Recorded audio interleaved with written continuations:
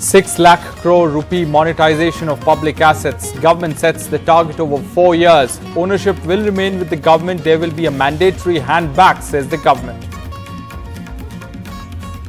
Arch rivals Nitish Kumar and Tejasvi Yadav join common cause. Nitish-led delegation meets the Prime Minister on caste census.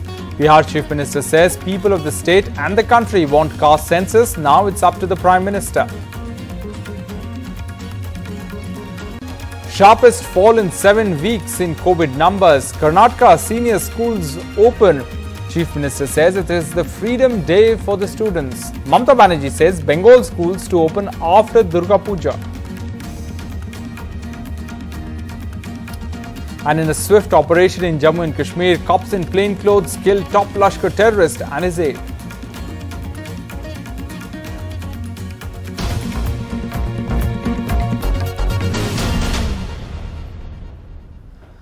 Hello and welcome to NDTV 24/7. I'm Rohit Wellington. Let's begin with our top story. Finance Minister Nirmala Sitharaman on Monday launched the centre's ambitious National Monetisation Pipeline, which is a 4-year pipeline for those infrastructure assets that the government plans to monetize for generating funds.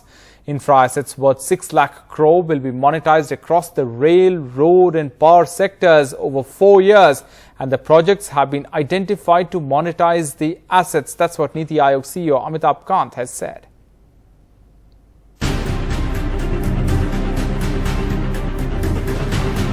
The government today launched an ambitious program to monetize 6 lakh crores from assets such as roads, railways, power sector, airports, ports, telecom and even stadiums, each projected at tens of thousands of crores.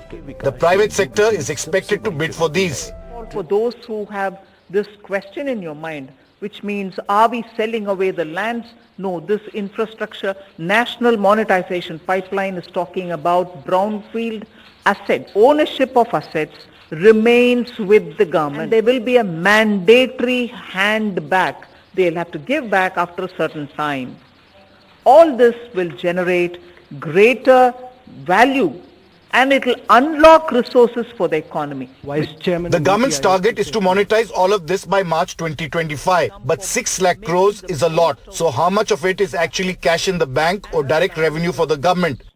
The government says this monetization value may either be in the form of upfront accruals, that is cash in bank, or by the way of private sector investment. The fine print reads, the potential value assessed is only an indicative high-level estimate based on thumb rules.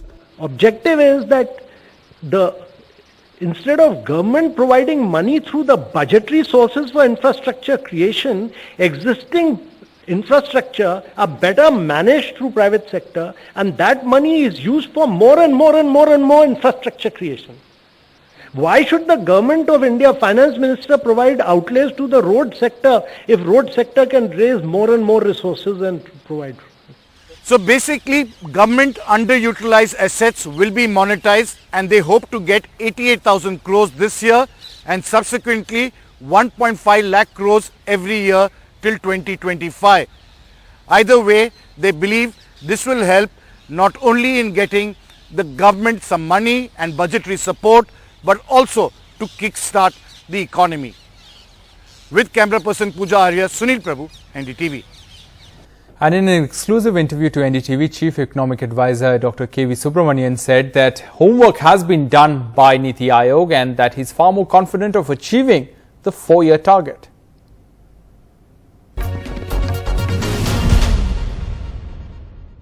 As far as building up infrastructure, the national monetization pipeline, 6 lakh crores in the pipeline to be implemented within 4 years. First up, that seems very difficult to achieve.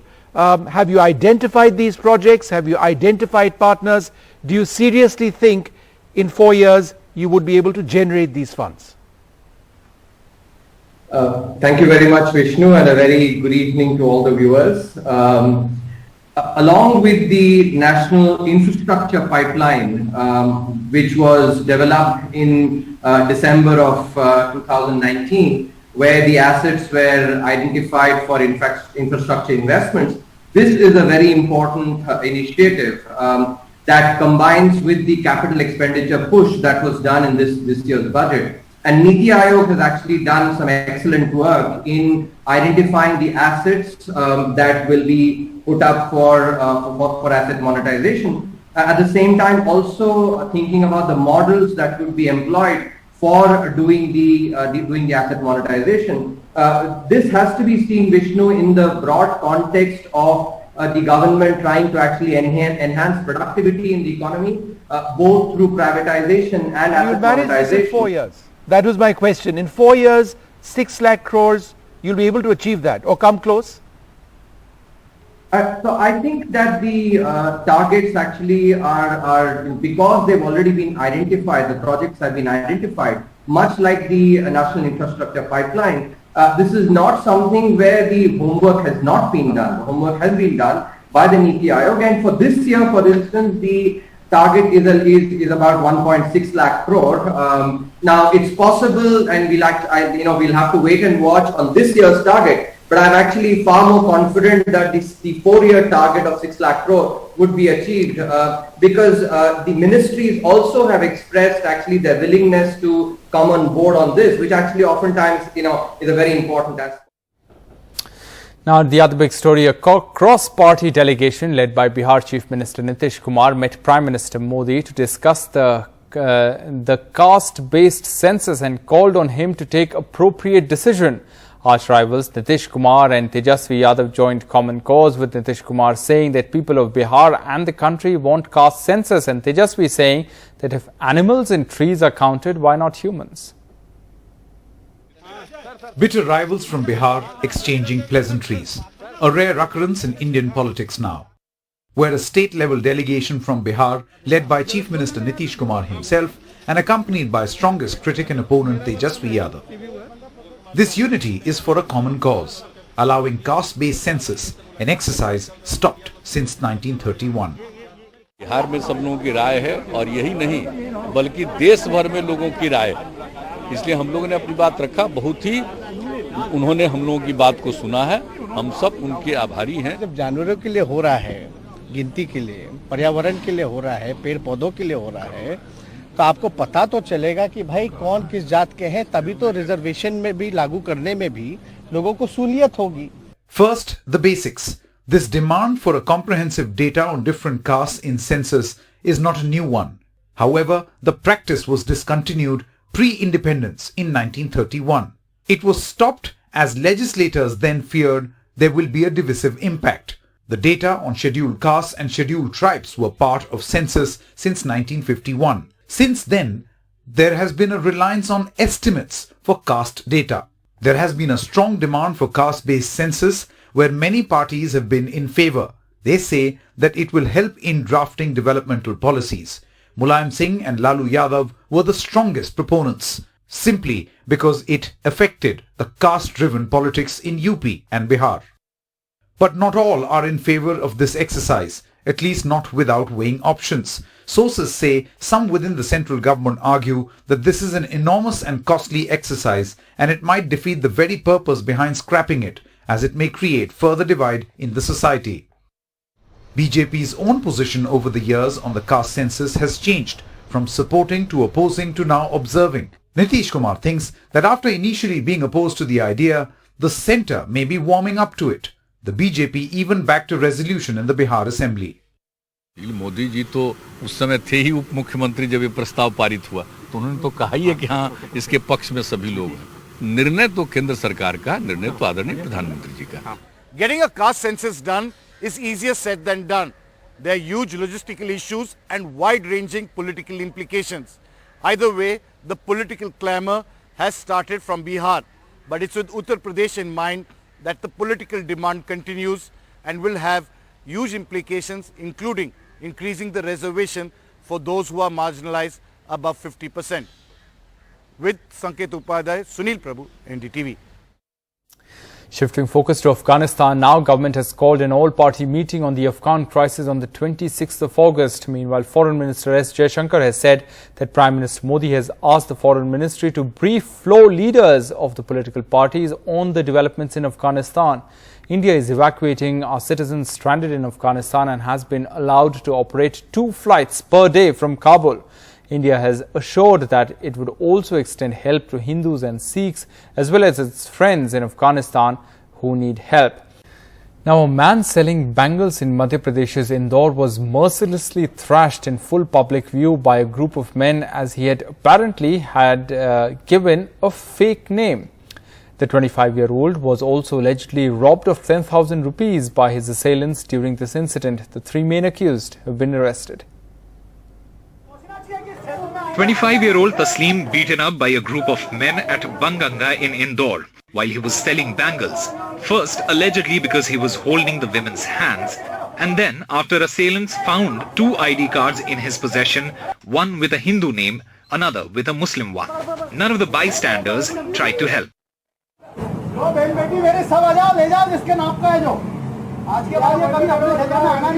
यहाँ पे माल घोंस लिया, mobile भी तोड़ दिया। उसके बाद ये बहाना लगाने लगे कि ये कौन है, मुसलमान है। 3 persons were arrested for rioting, assault, robbery, intimidation and trying to disturb communal harmony. But only after hundreds of people from Muslim outfits gheraoed the police station demanding action. The police filed a case against the protesters too.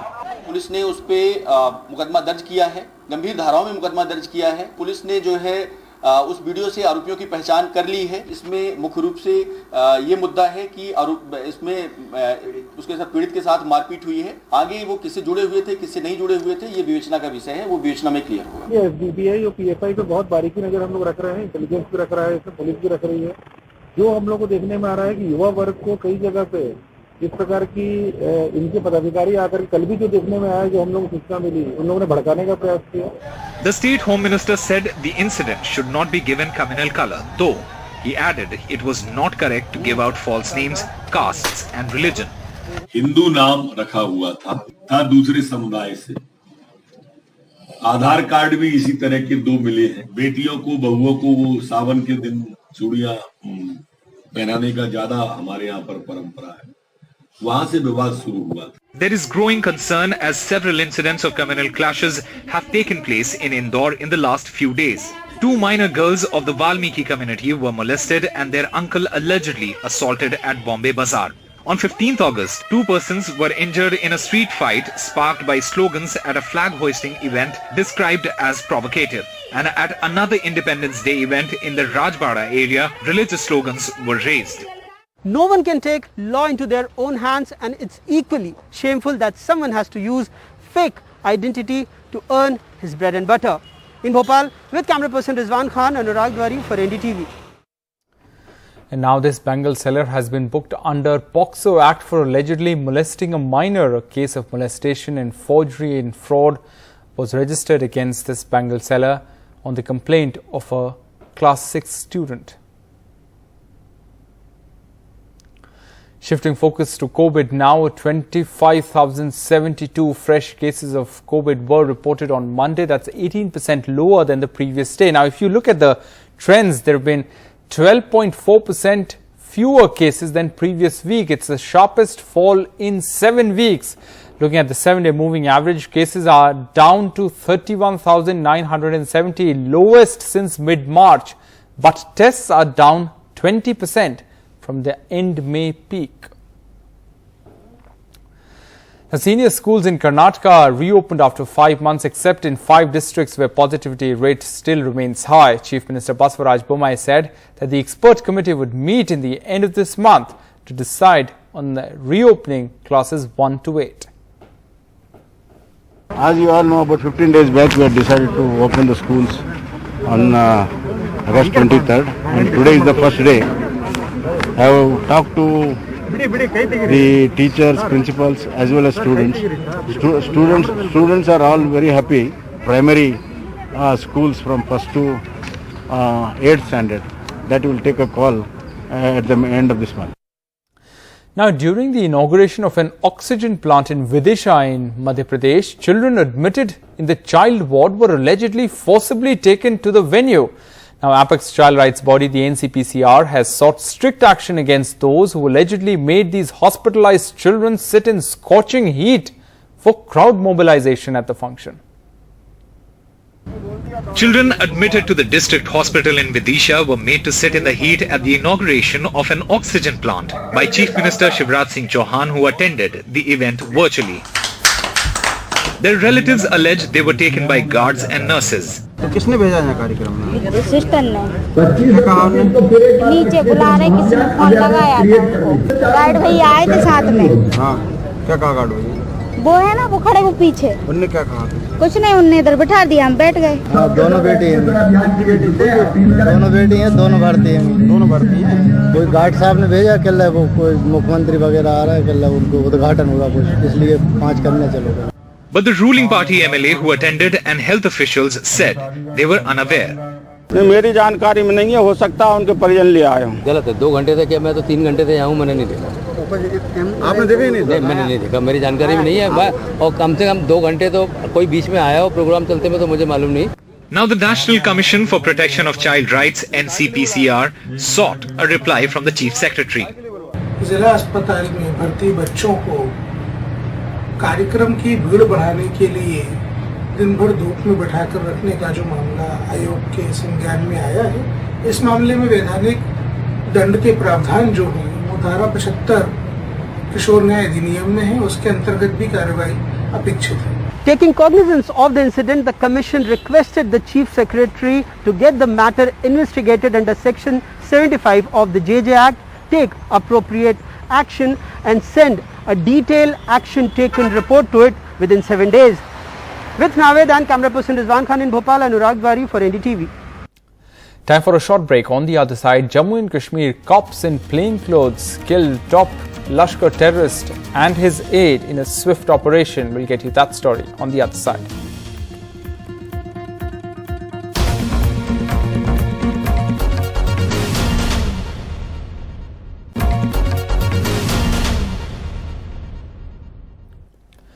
Welcome back. One of Jammu and Kashmir's most wanted terrorists was on Monday killed in Srinagar in a swift operation by the police. Abbas Sheikh, a top Lashkar-e-Toiba terrorist, was shot dead along with an associate by 10 undercover cops who cornered him in a Luchi Bagh area in the heart of the Union Territory's capital. On receiving information about the presence of Sheikh and his associate Saqib Manzoor, the policemen rushed to the area and took them by surprise. That's what officials said. Before they got a chance to retaliate and cause any damage, they were gunned down. वहाँ पर घेरा और उनको challenge किया और warning देने के बाद उधर से फायरिंग आया, फायरिंग का जवाब दिया गया। उस फायरिंग में 2 टेररिस्ट मारे गए हैं। ये जम्मू कश्मीर पुलिस के लिए बहुत बड़ी कामयाबी है। जैसा आप सब जानते हैं कि अब्बास से कितना आतंक फैला रखा था, नए लड़कों को मोटिवेट करता है टेररिज्म में ज्वाइन करने के लिए। Amid indications that the union government may ban both factions of the Hurriyat conference under UAPA, the signboard at the extremist segment's office at Said Ali Shah Gilani's Srinagar residence was removed. Here's a report. A domestic help at Said Ali Shah Gilani's home removes a signboard of the Tehreek-e-Hurriyat. For the last 30 years, this was the Hurriyat epicenter. But now the signboard has been removed amid reports that center may ban both factions of Hurriyat conference in Kashmir. Long overdue, the BJP feels. Hurriyat पे जो ban लगाने का सरकार ने मन बनाया है, ये अति आवश्यक था। वैसे तो ये बैन दशकों पहले लगा देना चाहिए था, लेकिन आज तक पॉलिटिकल पार्टीज ने यहाँ पर एक दोहरे मापदंड की नीति अपनाते रही और हुर्रियत को कहीं ना कहीं प्लीज करती रही। लेकिन अब सरकार की मंशा बिल्कुल क्लियर है और ये सरकार ऐसे किसी भी जो ऐसे अनासार हैं उनकी बिल्कुल साथ नहीं देती है जो देश के लिए, देश की अखंडता के लिए एक थ्रेट बने।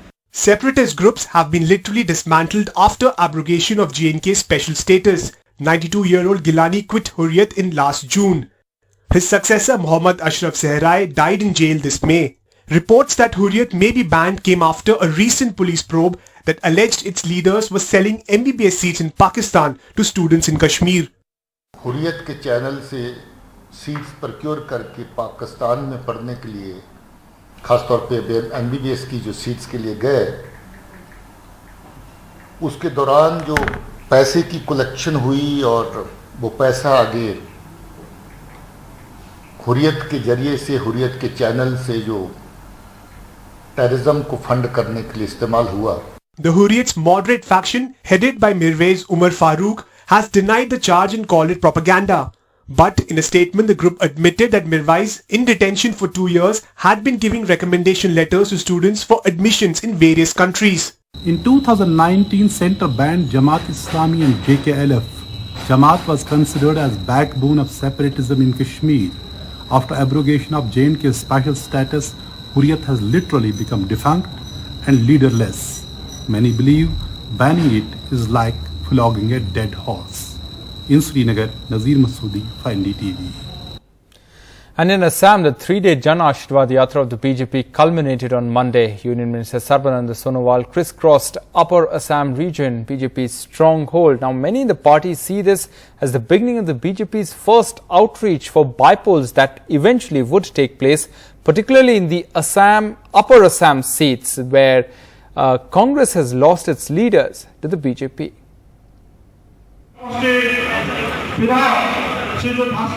This snapshot could hold a clue to the real motive behind BJP's Jan Ashirwad Yatra in Assam. At the Jorhat halt of his Yatra, Union Minister Sarbanand Sonowal being warmly greeted by Congress MLA from Titabar, Bhaskar Barua, and triggering the bus. Is the Congress in Assam about to lose its third MLA to the BJP since the assembly elections? Roopjyoti Kurmi and Shushant Borgohain have already jumped ship. ज़रूर से ज़रूर politically हमें तो बहुत ही फ़ायदेमंद होगा और ख़ास करके आपको मालूम है कि कई विधानसभा समष्टि में बाई इलेक्शन होने जा रहा है। ख़ास करके टी गार्डन की एरिया में भी बाई इलेक्शन होने जा रहा है। 2 विधायक ऑलरेडी कांग्रेस से आकर के बीजेपी ज्वाइन कर लिया है और इस बार जो इलेक्शन होगा वो ज़्यादातर भारतीय जनता पार्टी के पक्ष में ही होगा। ये हमें पूरा विश्वास है। Back in power in Assam in May, with 60 seats out of the 126 seats, BJP seems to be on a poaching spree.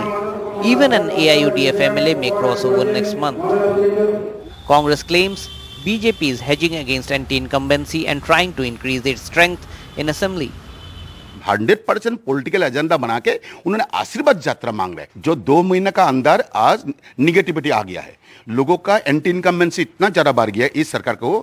The regional party Assam Jatiya Parishad has meanwhile lodged a police complaint against Chief Minister Himanta Biswa Sharma, Union Minister Sonowal and many other top BJP leaders for violating COVID rules during the Yatra, but the BJP is shrugging that off, confident the Yatra will pay rich political dividends, especially in the bypolls coming up soon.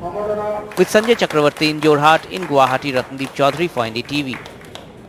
That's it on this bulletin from the entire team. Thanks for watching. Goodbye.